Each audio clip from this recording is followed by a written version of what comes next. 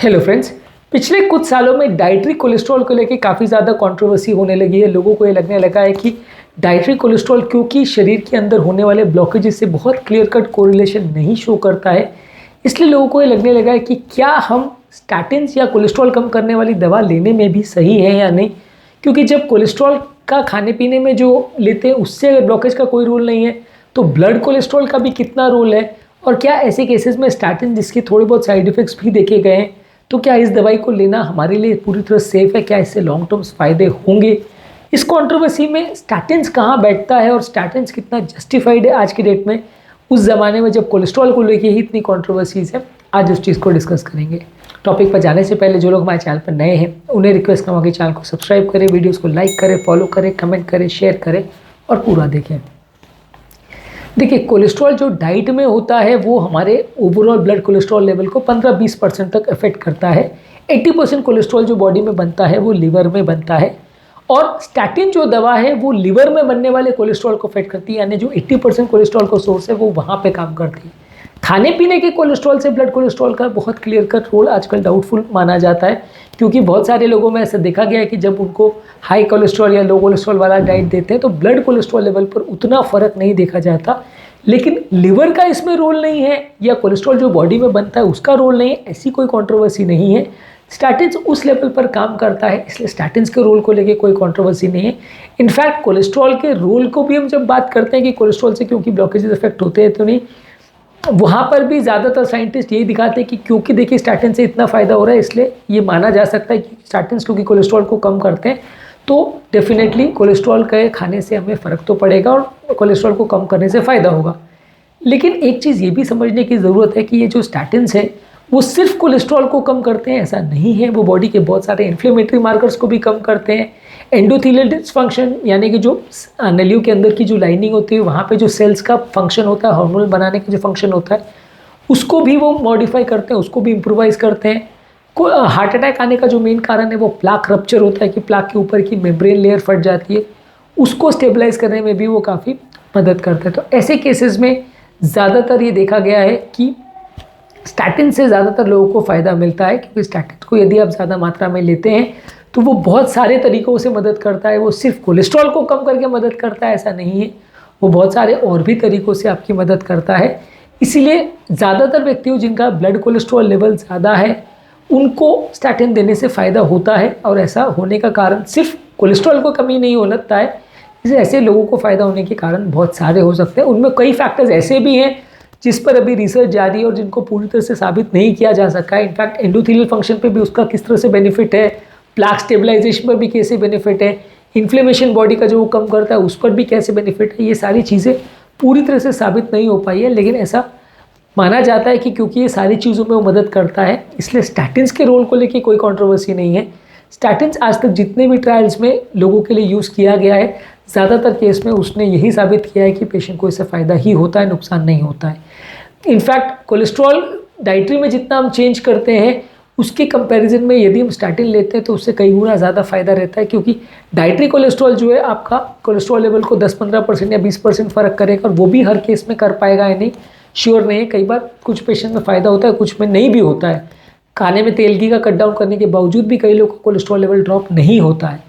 लेकिन स्टैटिन्स ऐसी चीज़ें हैं जो डेफिनेटली कोलेस्ट्रॉल को तो कम करती ही है, बाकी चीज़ों पर भी जो उसका इफेक्ट है वो डाउटफुल नहीं है, श्योर शॉट इफेक्ट है, और जितना डोज आप देते जाएंगे उतना पेशेंट को फ़ायदा मिलेगा, उतना पेशेंट का कोलेस्ट्रॉल लेवल्स कम होगा, इन्फ्लेमेटरी मार्कर्स कम होंगे। तो इसलिए इसका डोज डिपेंडेंट बेनिफिट है जो कि किसी ट्रायल में डाउटफुल नहीं साबित हुआ है, हर ट्रायल में इसने अपना काम किया है, कोई भी नेगेटिव ट्रायल नहीं है। तो इसलिए जो लोग ये सोचते हैं कि क्योंकि कोलेस्ट्रॉल जो खाने का है उसको लेके कंट्रोवर्सी है तो ये जस्टिफाइड है कि वो कोलेस्ट्रॉल कम करने वाली मेडिसिन को भी बंद कर दें, तो वो सोचना गलत है। क्योंकि आज के डेट में भी ज़्यादातर डेटा स्टैटिन को गलत नहीं ठहराता है, ज़्यादातर डेटा यही कहता है कि वो बेनिफिशियल है। स्टैटिन से जो साइड इफ़ेक्ट्स भी हैं वो भी बहुत ज़्यादा नहीं है। थोड़ा बहुत लोगों को मसल पेन होता है, किसी किसी को लिवर टॉक्सिसिटी होती है, पर वो बहुत रेयर है और ज़्यादातर रिवर्सिबल होती है।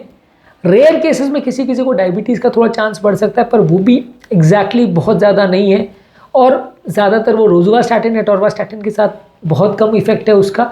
ज़्यादातर ये देखा गया है कि वो अगर आप बाकी चीज़ों को अफेक्ट करोगे, बाकी चीज़ों से पर अगर ध्यान रखोगे तो डायबिटीज़ होने का जो न्यू ऑनसेट चांस है वो उतना ज़्यादा इफेक्ट नहीं होता। आप उसको बाकी चीज़ों को मॉडिफाई करके इम्प्रोवाइज़ कर सकते हैं।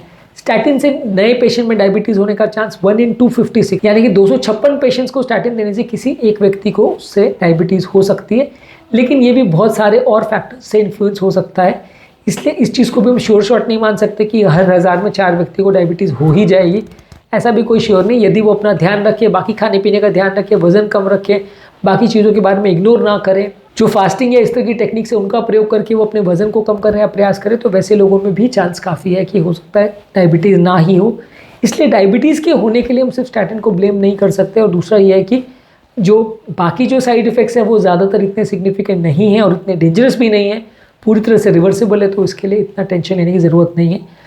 तो कंट्रोवर्सी जो है वो डाइटरी कोलेस्ट्रॉल को लेके है, स्टैटिन्स के रोल को लेके कोई कंट्रोवर्सी नहीं है। तो यदि कोई डॉक्टर आज के डेट में भी आपको स्टैटिन दे रहा है और हाई डोज स्टैटिन दे रहा है, तो आप उसे गलत नहीं ठहरा सकते कि भाई क्योंकि कोलेस्ट्रॉल कंट्रोवर्शियल है तो आप मुझे कोई ये दवा कोलेस्ट्रॉल वाली क्यों दे रहे हो, इससे कुछ फ़ायदा नहीं होगा। ऐसा नहीं है, क्योंकि स्टैटिन्स का रोल में अभी तक कोई डाउट किसी भी ट्रायल में उठ के नहीं आया। हर ट्रायल ने इसको अभी तक यही साबित किया है कि इससे तो डेफिनेटली फ़ायदा होता ही है। जहाँ तक सवाल है स्टैटिन्स को लेके साइड इफ़ेक्ट्स का, हमने इसको ऑलरेडी डिस्कस किया। जहाँ तक सवाल है इसकी इकोनॉमिक कंसिडरेशंस और कॉस्ट को लेके, तो देखिए बहुत ज़्यादा कॉस्टली मेडिसिन तो नहीं है, पर ऑब्वियसली किसी भी मेडिसिन को आप लाइफ टाइम लोगे तो थोड़ा कॉस्ट तो बढ़ जाता है।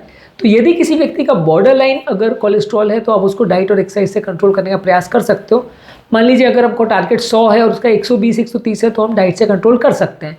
पर मान लीजिए 100 के बदले 150 है, 200 है, कट ऑफ से बहुत ज़्यादा ऊपर है, तो फिर वहाँ पे आपको दवा देनी पड़ती है।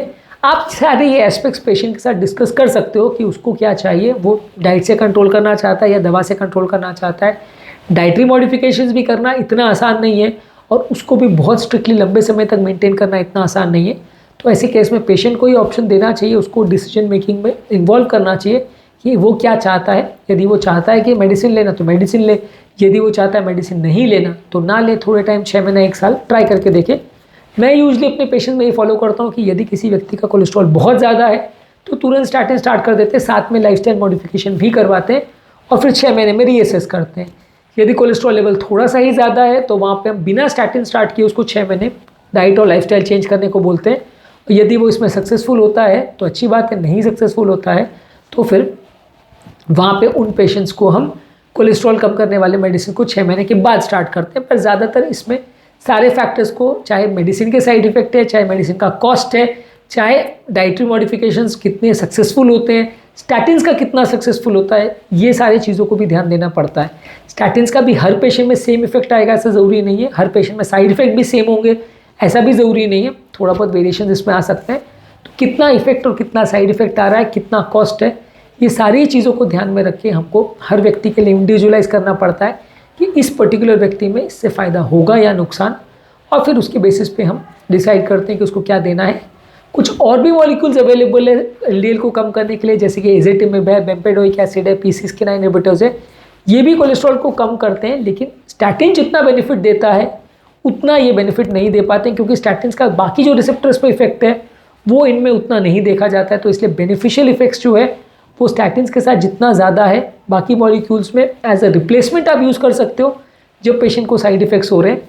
लेकिन पहले चॉइस में आप बाकी मॉलिक्यूल्स को नहीं यूज़ करते, क्योंकि उसमें उतना ज़्यादा बेनिफिट साबित नहीं हो पाया जितना कि स्टैटिन्स में है। तो आज के डेट में जो डाइट को लेके कंट्रोवर्सी है उसके बारे में मैं यही कहूँगा कि स्टैटिन के रोल को लेके कोई खास कंट्रोवर्सी नहीं है, इसको तो लेना ही है। यदि आपका कोलेस्ट्रॉल बहुत ज़्यादा है तो इसको लेने में आपको फ़ायदा है, नुकसान उतना ज़्यादा नहीं है।